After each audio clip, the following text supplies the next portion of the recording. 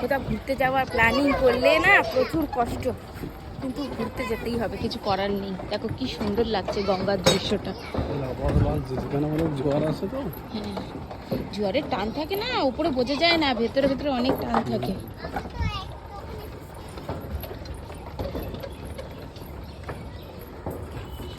যা,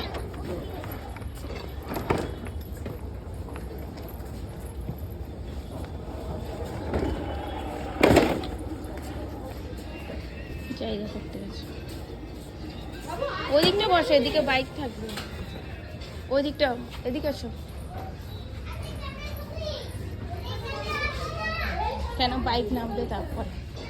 চলো এখানে বসো। ও বাবা কি গরম, একটা জল নিয়ে এলে ভালো হতো, কিন্তু এই গরমের মধ্যে যদি ঠান্ডা জল খাও না। হ্যাঁ, জলের বোতলটা খালি বারবার ছেড়ে দেওয়া হয় তো কমে যাচ্ছে ঘরে বসে। দেখো কি অপূর্ব দৃশ্য গঙ্গার। চলো একটু বসি।